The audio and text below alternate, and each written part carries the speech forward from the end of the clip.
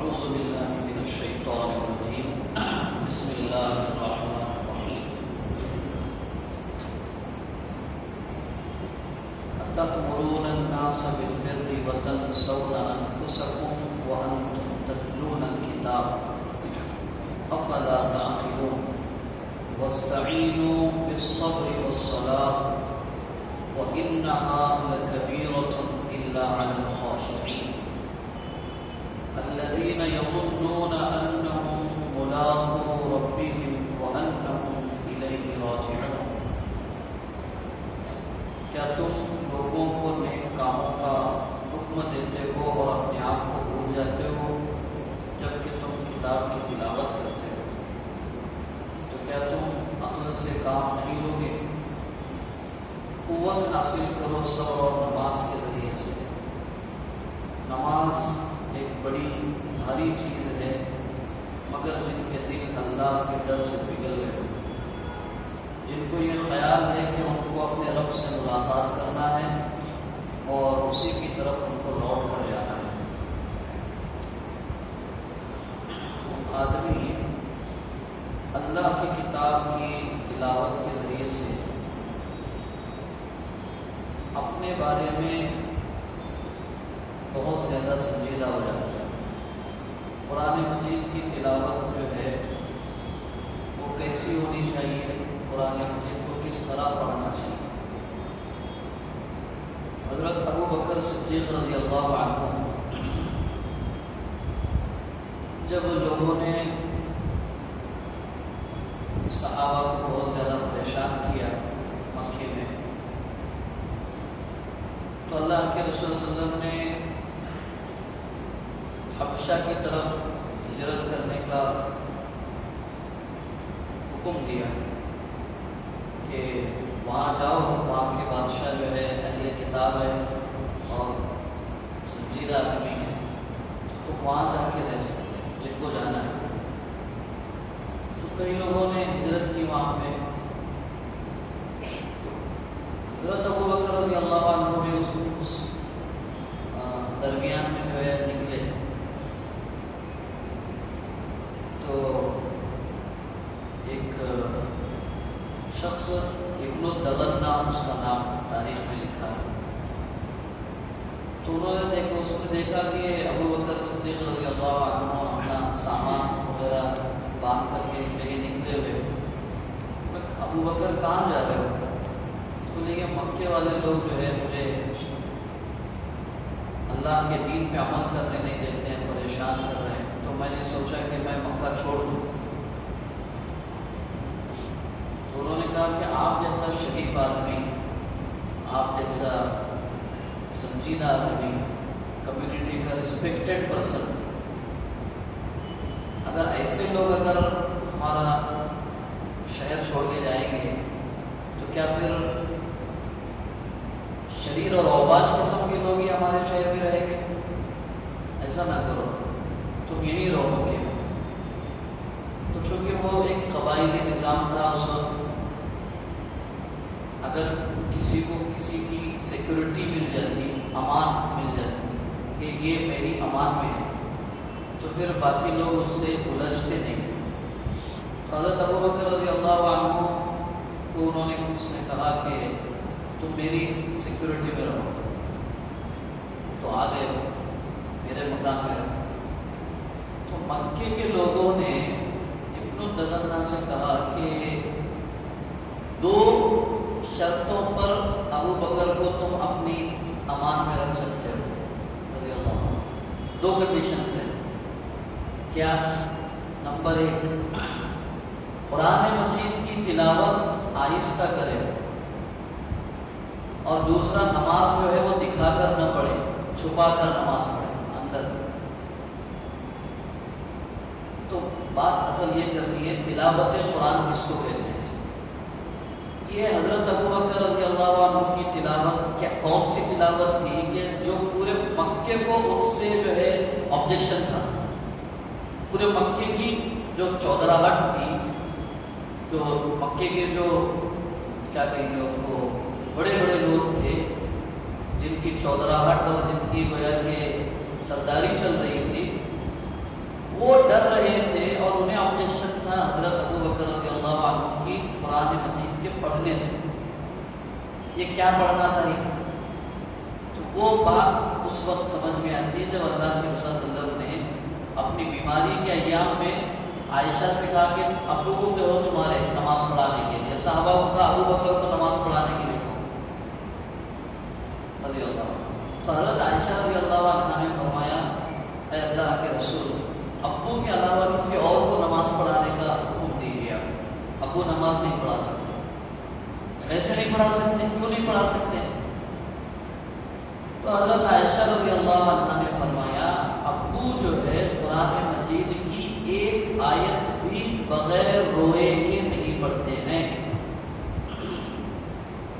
یہ تلاوت تھی جس سے مکے کے لوگوں کو آبجیکشن تھا، یعنی جو تلاوت آنسوؤں سے وضو کے ساتھ پڑھی جاتی ہو اس سے دل کی دنیا اور کیفیت بدلتی ہے۔ معاف کیجیے گا، اپنے آپ کو علم والا کہلانے کے نیت سے اپنے آپ کے قرآن مجید سے تعلق کو ظاہر کرنے کے لیے جو تلاوت کی جاتی ہے اس سے دل نہیں بدلتے، اس سے نہ لوگوں کے دلوں پر اثر ہوتا ہے۔ تلاوت وہ اثر کرتی ہے خود کے دل پر بھی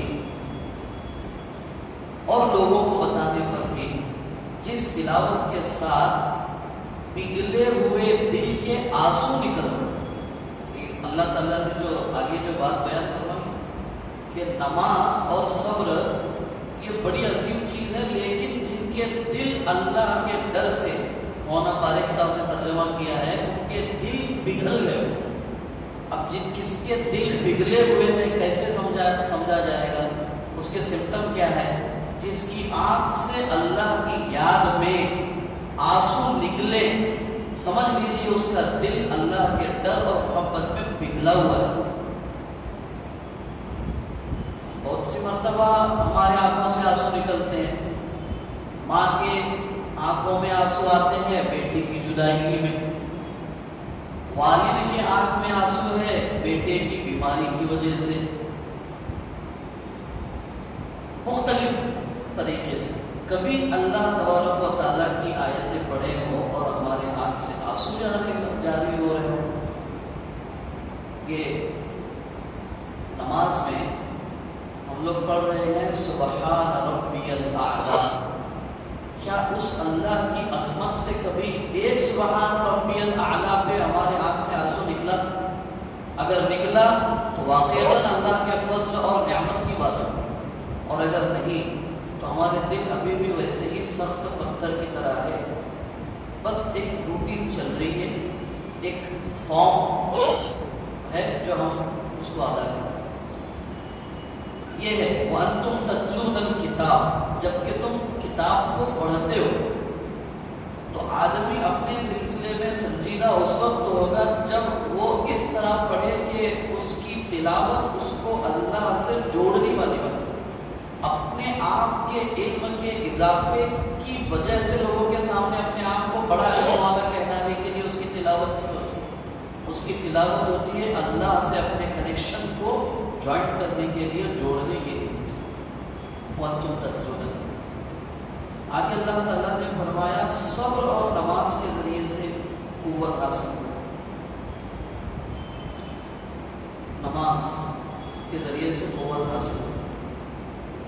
طاقت اور انرجی حاصل کرنے کی چیزوں میں نماز اور صبر ہماری لسٹ میں ہے ہی نہیں۔ صحیح بخاری کی روایت ہے، رسول اکرم صلی اللہ علیہ وسلم کے بارے میں صحابہ فرماتے ہیں جب کبھی ہوا کی رفتار ذرا تیز ہو جاتی تو آپ علیہ الصلوۃ والسلام مسجد کا رخ کرتے۔ ہمارے یہاں پہ کروڑوں کا نقصان ہو تو بھی اللہ یاد نہیں آتا، گھر میں میت ہے، جنازہ پڑا ہوا ہے، تب بھی اللہ کی یاد سے غافل ہے۔ اس سے آگے کی بات، ہم کسی جنازے کی تدفین میں دفن کرنے کے لیے قبرستان میں پہنچے ہوئے ہیں اور وہاں پر بات ہو رہی ہے کسی جگہ کی ڈیل کی، کسی کاروباری مسئلے کی، کسی اور چیز کی، اور حد تو یہ ہو گئی کہ وہاں پر بیٹھ کر کے ہنسی اور ٹھٹا ہو رہا ہے۔ تو جب موت ہمیں اللہ کی یاد نہ دلائے تو پھر کون سی چیز اللہ کی یاد دلائے؟ اللہ کے رسول صلی اللہ علیہ وسلم نے فرمایا اذکروا حاسم اللذات الموت، لذتوں کو توڑ دینے والی چیز موت کو ہمیشہ یاد رکھو۔ کیوں؟ موت سے بڑھ کر کے کوئی نصیحت کرنے والی چیز میں نے دنیا میں نہیں دیکھی۔ کتنے کو کندھوں پہ اٹھا کے منو مٹی کے نیچے ڈالا ہے ہم نے، اور کب جا کر کے ہمیں اپنی موت یاد آئی۔ تو اللہ کے رسول صلی اللہ علیہ وسلم کا معاملہ یہ ہے، ہوا کی رفتار تیز ہو جائے تو آپ اللہ کے گھر کی طرف دوڑتے ہیں۔ ہمارے اوپر کئی سارے مسائل آتے ہیں، میں نے گزشتہ خطبات میں بھی بتایا تھا، کتنی ہماری مائیں اور بہنیں ہیں کہ جو شوہروں کی کسی وجہ سے دکھی ہیں، تو انہوں نے مصلی بچھایا اور اللہ سے کہا اے اللہ میرے خاوند کے اس مسئلے کو ختم فرما، اس کی اس بری عادت کو دور کرو۔ کتنی مائیں بہنیں ہماری، کتنی مائیں ایسی ہیں ہماری جو جائیں گی کہ بچہ ایسے ایسے کام کر رہا ہے، ذرا تعویذ دو، ذرا کچھ وظیفہ دو۔ کتنی مائیں ہیں جنہوں نے مصلی بچھا کر کے اپنے اولاد کے مستقبل کو اللہ سے مانگا ہے، نہیں ہے ایسا نہیں ہے، لیکن تعداد بہت کم ہے۔ بچہ بیمار ہو گیا، ٹھیک ہے، اسباب کے درجے میں اس کا علاج کروانا ضروری ہے، ماہر طبیب اور ڈاکٹر کو بتانا ضروری ہے، لیکن ہم میں کے کتنے والدین ہیں جو اپنے بچے کی بیماری کے بعد پہلے مصلی بچا کے 2 رکعت نماز پڑھ کے اللہ بیماری بھی آپ کی طرف سے ہے، صحت بھی آپ کی طرف سے ہے۔ قرآن مجید نے فرمایا وَإِن يَمْسَسْكَ اللَّهُ بِضُرٍّ فَلَا كَاشِفَ لَهُ إِلَّا هُوَ، اگر اللہ تعالیٰ تمہارے ساتھ کسی تکلیف کا فیصلہ کرے، دنیا کی کوئی طاقت نہیں اس کو ہٹانے والی، اور اللہ تعالیٰ تمہیں کوئی نفع اور فائدہ پہنچانا چاہے تو دنیا کی کوئی طاقت نہیں ہے جو اس نفع اور اس فائدے کو تم سے ہٹا دے۔ دعا کرے اللہ سے، اللہ یہ بیماری بھی تیری طرف سے گویا کہ آئی ہوئی ہے اور صحت بھی آپ ہی دینے والے ہیں، ہم جہاں جا رہے ہیں وہاں پر صحت کی جگہ پر ہماری رہنمائی فرما۔ ایسی رہنمائی اللہ سے مانگ کر کے بھی ڈاکٹر کے پاس گئے، پہلے ڈاکٹر، پھر جان کا صدقہ، پھر کچھ صدقہ کریں گے، پھر موقع ملا تو 2 رکعت نماز پڑھیں گے آگے، جو حد سے زیادہ ہے۔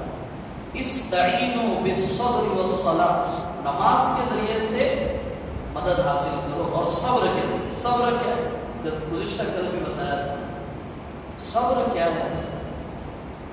دیکھیے دنیا میں اللہ تعالیٰ نے قرآن مجید میں واضح طور پہ فرمایا لَقَدْ خَلَقْنَا الْإِنسَانَ فِي كَبَدٍ، ہم نے انسان کو مشقتوں میں ہی پیدا کیا، اس کی پیدائش سے لے کر موت تک مختلف آزمائشوں سے ہی گزر رہا ہے اس کو، اور یہ آزمائشیں، مسائل، مشکلات، حالات اس کو یہ بارہا یاد دلاتے ہیں کہ تو بندہ ہے، مالک اللہ ہے، یہ یاد دلانے کے لیے اس کو کبھی اولاد کی نافرمانی بھی باپ کو یاد دلاتی ہے کہ تو خدا نہیں ہے، خدا وہ ہے، اگر تو خدا ہوتا تو تیری اولاد تیری نافرمانی کرتی، تیرے اندر اگر پورا اگر فل کنٹرول اگر ہوتا تیری اولاد کے سلسلے میں تو تیری اولاد تیری نافرمان نہ ہوتی۔ اس سے پتہ یہ چلا کہ تو بھی اس مالک کا بندہ ہے اور وہ اولاد بھی مالک کا بندہ ہے۔ شوہر کو اللہ تعالیٰ بیوی کی نافرمانی کے ذریعے سے بتا رہے ہیں تو بہت بڑا نہیں ہے، تیرے اوپر جو ہے وہ بڑا ہے، اپنی بیوی کی فرما برداری اس سے مانگ، اپنا ایگو کا ایشو نہ بنا اس کو کہ میں شوہر ہوں، میں ثابت ہوں، بات ہی نہیں میری بات، اللہ سے کہو۔ اہل علم کہتے ہیں، سلف نے کہا میں اپنی نافرمانی کو اپنے جانور اور اپنی سواری کی نافرمانی میں دیکھتا ہوں۔ کیا مطلب؟ میں اگر اللہ کی کوئی نافرمانی کرتا ہوں تو میں دیکھتا ہوں کہ میرا گھوڑا میری بات نہیں مانتا، میری اولاد میری بات نہیں مانتی ہے، میرے ماتحت میری بات نہیں مانتے ہیں۔ کیوں؟ اس لیے کہ میں اپنے رب کا نافرمان، تو میں اپنی رب کی نافرمانی کے اثر کو اپنے ماتحتوں کی نافرمانی میں دیکھتا ہوں۔ تو یہ لوگ کہتے ہیں کیسے نافرمانی کر رہے ہیں؟ سیلف انٹروسپیکشن کیجئے، میں نے اللہ کی کوئی نافرمانی کی، اسی لیے میرے بیٹے نے میری بات نہیں مانی، میری بیوی نے بات نہیں مانی ہے، میرے اسٹوڈنٹ نے میری بات نہیں مانی ہے، میرے فلاں ماتحت نے میری بات نہیں مانی ہے، اس لیے کہ ڈیفینیٹلی میری کسی نہ کسی معاملے میں اللہ کی نافرمانی ہوئی ہے، تبھی یہ میری بات نہیں مان رہا ہے، نہ ایسا ہو نہیں سکتا ہے کہ میرا ماتحت اور میری بات نہ مانے۔ یہ اللہ تعالیٰ مسلسل دکھاتے رہتے ہیں۔ تو ان حالات میں اپنے معاملے پہ غور و فکر کر کے سامنے والے کے ساتھ صحیح رویہ اختیار کرنا جو اس وقت اور سچویشن کے لیے ضروری ہے، اس کیفیت اور پروسیس کا نام ہے صبر۔ اپنا جائزہ لیتے ہوئے اس وقت کے لیے جو پراپر بیہیویئر مجھے ادا کرنا ہے اپنا سامنے والے کے ساتھ، اس کیفیت اور پروسیس کا نام صبر۔ وہ کہہ رہے اس طرح زندگی گزارو، فوراً ریئیکٹ مت کرو کسی سامنے۔ کسی نے کچھ کہہ دیا تو ہمارا تو مسلمانوں کے سلسلے میں مشہور ہے کہ یہ بڑے گرم خون کے لوگ، امیڈیٹ ریئیکٹ، کچھ کہہ دیا تو ایسے کرو، مجھے کیا مجھے بول دیا۔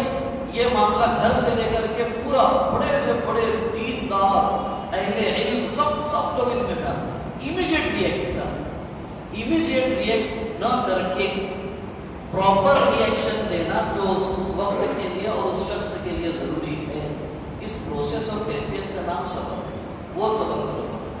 اچھا، یہ نماز کے سلسلے میں جو کہا نا کہ نماز بہت بھاری چیز ہے، لیکن دل پگھلے ہوئے پگھلے ہوئے دل کے ساتھ نماز ادا کرنا کیسے ہوگی وہ نماز؟ اس کو ایک تمثیل اور مثال کے ذریعے سے سمجھ سکتے ہیں۔ ایک اہل علم نے کہا نماز ایسی پڑھو جیسے کہ یہ تمہاری لاسٹ نماز ہے۔ اب لاسٹ نماز کو امیجن کرنے کے لیے کیا ہے طریقہ؟ تصور کرو کہ تم پل صراط پر کھڑے ہو، سامنے اللہ کی ذات ہے، اور کہا اللہ تعالیٰ 2 رکعت نماز پڑھ کے بتاؤ۔ آپ پل صراط پہ کھڑے ہو، تمہارے رائٹ سائڈ جنت ہے، لیفٹ سائڈ جہنم ہے، اور پیچھے ملک الموت ہے۔ جیسے سلام پھیرو گے روح قبض کر لی جائے، اس وقت کی نماز کی کیفیت کیا ہوگی؟ صلو کصلاۃ المودع، الوداع ہونے والے، رخصت ہونے والے کی طرح نماز پڑھو گے۔ لاسٹ نماز ہے، اس کے بعد نو چانس، کوئی چانس نہیں۔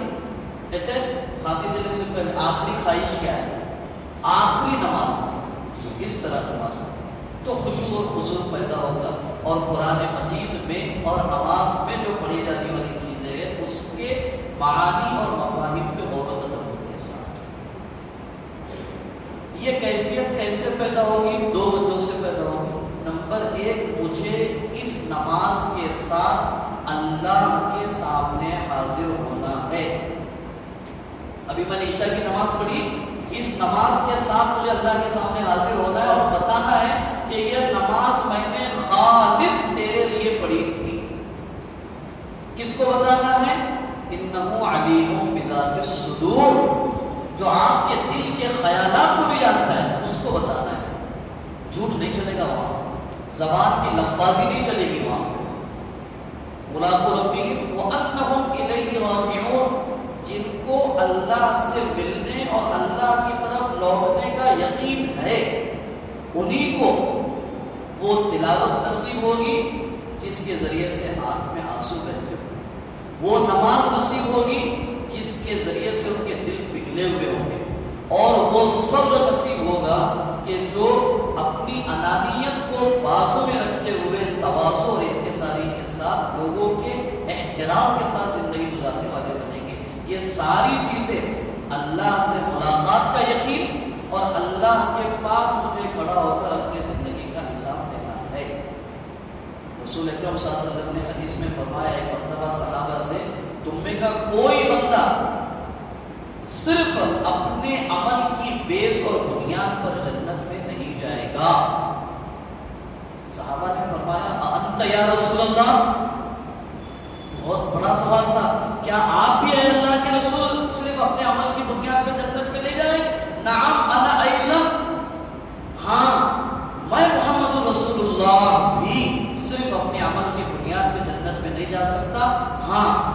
میرے عمل کے ساتھ اللہ کا فضل اور اللہ کی رحمت اگر شامل ہو گئی تو پھر میرے لیے جنت کا راستہ آسان ہو سکتا۔ تو اللہ کا فضل اور اللہ کا رحم ہمیں مانگنا چاہیے کہ ہمارے دلوں میں خضوع پیدا ہو جائے، نرمی پیدا ہو جائے، اور اللہ کی کتاب سے ہم سبق اور عبرت حاصل کرنے کے قابل اور لائق بنے۔